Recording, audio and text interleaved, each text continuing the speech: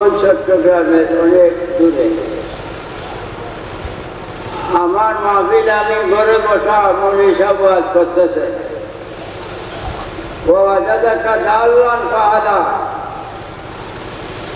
আল্লাহ কইছেন নবী তুমি পথভ্রষ্ট ছিলা গুমরাহ পথভ্রষ্ট ছিলা পরে আমি হেদায়েত করছি এই ওয়াজ করলে পরে আমি একটা শর্ট মারছি শর্টটা দিলে ভরিয়ে গেছে ভরিয়ে গেলে কয়েকটা লাঠিয়ে দিচ্ছে তারপরে একটা হুলস্থুল আরম্ভ হয়েছে 2-3 লাখ লোক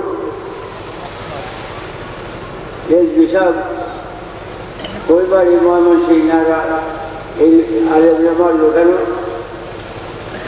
তখন ডিসি সাহেব ম্যাজিস্ট্রেট সাহেব আরো বহু অফিসার বলবো আয়া আমারে বলছে লোকের শান্ত করছে তোমরা নীরব হও রেলবি সাহেব কেন মারলো আমরা জিজ্ঞাসা করি আমার জিজ্ঞাসা করে ডিসি সাহেব আপনি মারলেন কেন আমি মারছি যে এটা কাফের হয়েছে এই আয়াত করছে না বলে হ্যাঁ করছে আয়াতের অর্থ কি করছে তখন ভাবিয়ে কয় যে আয়াতের অর্থ কি করছে যে আল্লাহ তুমি গুমরাহ ছিলা পথভ্রষ্ট ছিলা পরে আমি হেদায়েত করছি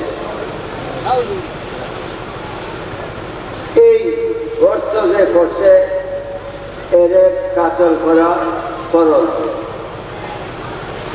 এর কাতল করা ফরজ আমি ফরজ আদায় করতাম পারছি না লাথি দিছি কেন কোরআনের আরবি শব্দ কোনটা মোরাদিক কোনটা মুস্তাহিদ মোরাদিক শব্দ একটা সব জায়গায় করতে হয় মুস্তাহিদ শব্দ একটা সব জায়গায় করতে হয় না এক জায়গায় হতো এইখানে দাল্লান শব্দ পথভ্রষ্ট কিয়ামতের আগে হইতে পারবে না শব্দটা মুস্তাহিদ এইখানে দাল্লান শব্দের অর্থ হয়রান পেরেশান হয়রান পেরেশান আল্লাহ কয় হে আমার প্রিয় বন্ধু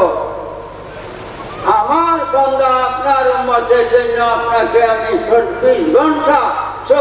ঘন্টা হয়রান আর পেরেশান পেয়েছি জান হেদায়েতের ভার আজ থেকে আপনাকে দান করছি যখন এই ব্যাখ্যা করছি তখন সবাই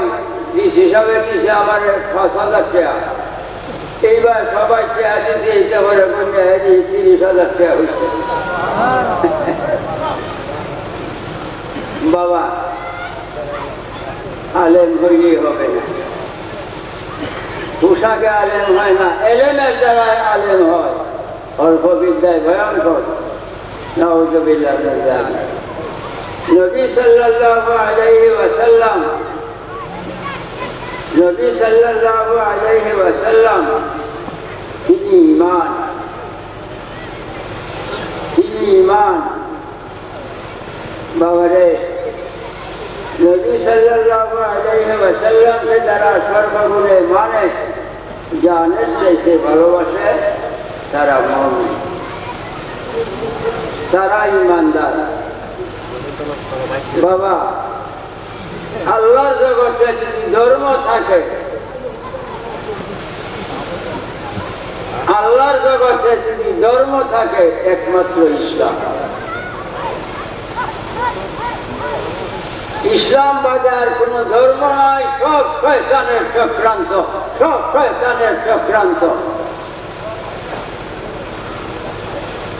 একমাত্র ধর্ম ইসলাম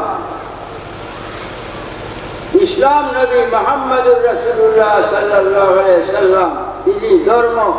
আমরা তিনি মান্য ধার্মিকের কর্ম নামাজ রোজা